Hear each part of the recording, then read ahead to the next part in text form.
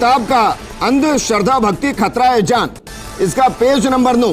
इस पर लिखा है नौकरी, रोजगार, संतान एवं धन प्राप्ति के लिए अर्जन करना आदि आदि तथा शिव जी के लिंग ब्रैकेट में अंग्रेजी में प्राइवेट पार्ट, हिंदी में यानी गुप्तांग का पूजा करना, ये लिखा है इसमें।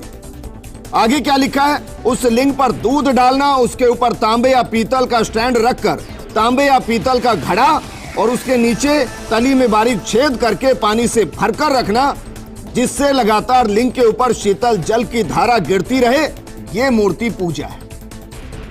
उन्होंने शिवलिंग को गुप्तांग बताया और यह किताब में साफ साफ लिखा और यह किताब धड़ल्ले से बिक रही है। अब इसके पेज नंबर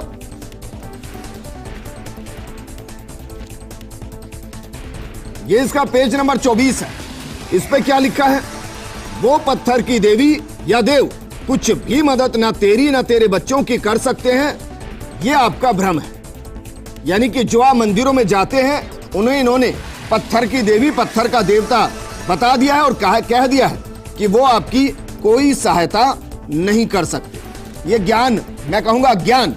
इसमें क्या लिखा है, जरा इसका सिर्फ एक पैरा मैं पढ़ रहा हूं, इसका पेज नंबर 24 और उसके आगे पेज नंबर 25 पर क्या लिखा है।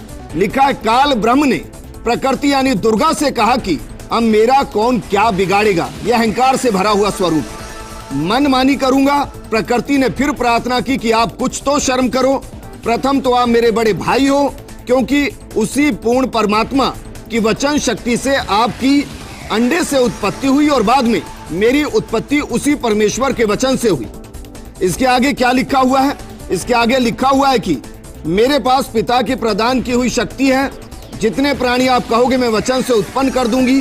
ज्योति निरंजन ने दुर्गा की एक भी विनय नहीं सुनी और कहा कि मुझे जो सजा मिलनी थी मिल गई, मुझे सतलोक से निष्कासित कर दिया गया, अब मनमानी करूंगा। और यह कहकर काल पुरुष ने प्रकृति के साथ जबरदस्ती शादी की और 3 पुत्रों को जन्म दिया। इसमें क्या कहा गया है, वो 3 पुत्र कौन से हैं, वो 3 पुत्र हैं ब्रह्मा जी, विष्णु जी और शंकर जी की उत्पत्ति। आगे क्या लिखा है, जवान होने तक तीनों पुत्रों को दुर्गा के द्वारा अचेत करवा दिया गया और फिर युवा होने पर श्री ब्रह्मा जी को कमल के फूल पर, विष्णु जी को शेषनाग की शैया पर और शिव जी को कैलाश पर्वत पर सचेत करके इकट्ठा कर दिया गया।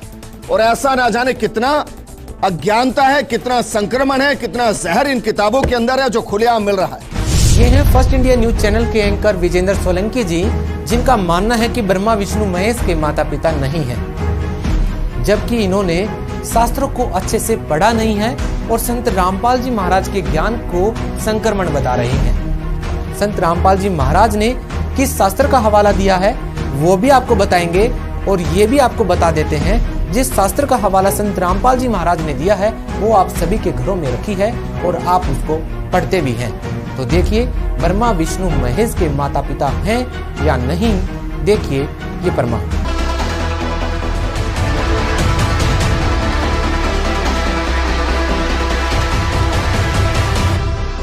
योगी देवी भागवत गीता प्रेस गोरखपुर में प्रकाशित, संपादक हनुमान प्रसाद पोदार, 4 लाख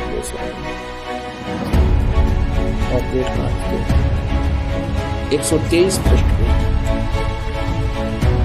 3रा स्कंद 123 पृष्ठ पे विष्णु जी अपनी माता दुर्गा की महिमा गा रहे हैं और अपनी सतीथि बता रहे हैं। तुम शुद्ध स्वरूपा हो, ये सारा संसार तुम्ही से उद्भासित हो रहा है। मैं ब्रह्मा विष्णु, मैं मन विष्णु ब्रह्मा और शंकर, हम सभी तुम्हारी कृपा से विद्यमान हैं। हमारा आविर्भाव मन जन्म, तिरोभाव मन मृत्यु हुआ करता है। केवल तुम ही नित्य हो, जगत जननी हो, प्रकृति और सनातनी देवी हो।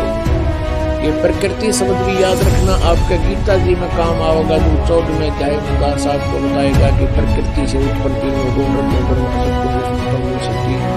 ये जीव को कर्मानुसार फंसाए रखते हैं। प्रकृति माने दुर्गा।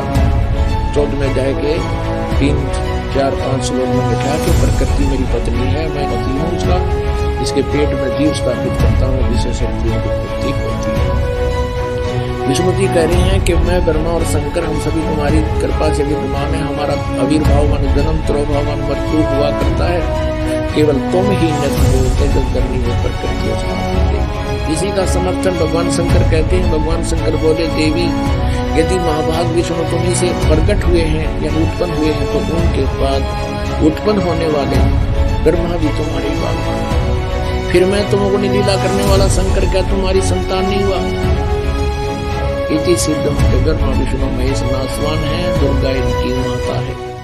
और वही तरीका दास के साथ अपनाया था करुथा कांड कराने के लिए। झूठ चाट बोल कर अफवाह फैला कर इतना अफवाह फैला दी जब समाज में मुझे मारने के लिए कि इसको मार भी देंगे तो जनता ने कहेगी ठीक हो गया, निकम्मा आदमी था, मारना चाहिए था। उसी उद्देश्य से उन्होंने फिर आक्रमण किया क्रोधाश्रम पर। महर्षि दयानंद की पोल खोल दी, मैंने वेदों से तुलना कर दी उनके सत्यार्थ प्रकाश की। इनके